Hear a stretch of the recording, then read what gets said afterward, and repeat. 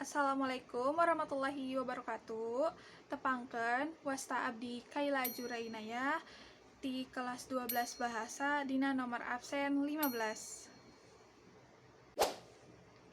Abdi bade nyarita legenda Munding Laya di Kusuma. Dina ramalan musibah di Pajajaran, di baheula Karajaan Pajajaran aya raja anu bijaksana, nyaeta ngaranna Prabu Siliwangi. Anjeunna marentah kalayan adil, rahayatna hirup tentrem, jeung nagara nu makmur. Tapi aya hiji poe para patinggi karajaan ngajukeun ramalan yen bakal aya musibah hebat anu bisa ngancurkeun Pajajaran. Ceuk patinggi karajaan, "Prabu, abdi nuhunkeun hapunten, numutkeun ramalan.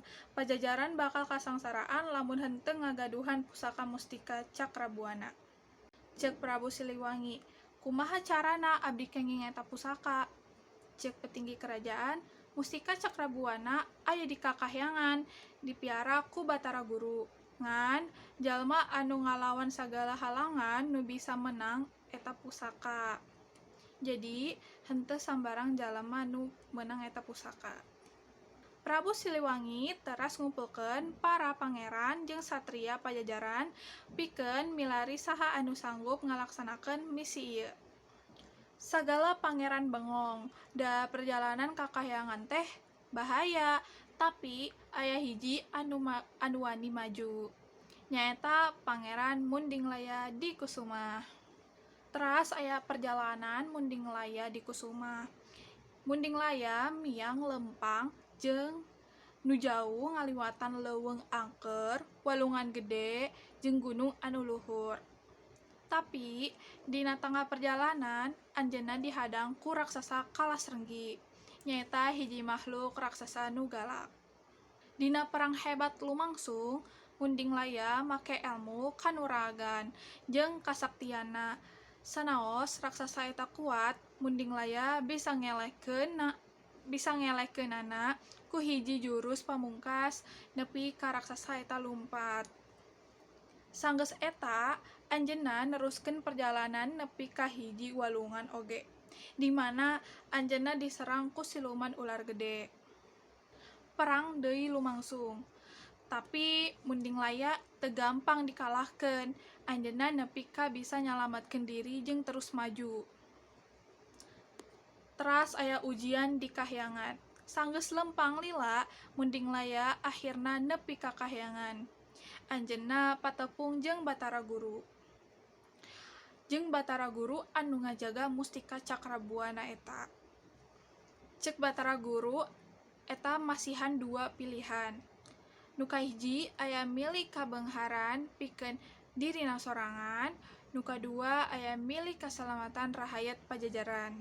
Batara Guru reueus kana jawaban Munding Laya, sabab anjeunna henteu egois. Munding Laya ngajawab nyaeta kasalamatan rahayat. Munding Laya nampi mustika Cakrabuana jeung sagalana karasa caang. Teras aya Pajajaran salamet. Munding Laya mulang ka Pajajaran dibageakeun ku Prabu Siliwangi jeung rahayat Pajajaran. Sanggeus mustika Cakrabuana disimpen di karaton, bencana nu diramal moal kajadian. Pajajaran tetep makmur tur hayatna hirup bagja. Ti harita Pangeran Munding Laya di Kusuma jadi legenda minangka satria anu wani, jujur jeung pahlawan pikeun Pajajaran. Nu aya dina pesan moral di carita ieu nyaeta nu pertama aya kaberanian sareng kasatiaan.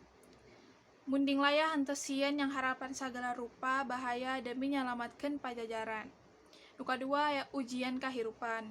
Dina kahirupan, urang bakal dipilih antara kahadean pikeun batur atawa kapentingan ku sorangan. Nu katilu aya kaleuweuhan moal langgeng. Nyaeta jalma nu loba harta tapi henteu bager moal bakal dihargaan ku batur. Sakitu wae carita dongeng ti abdi.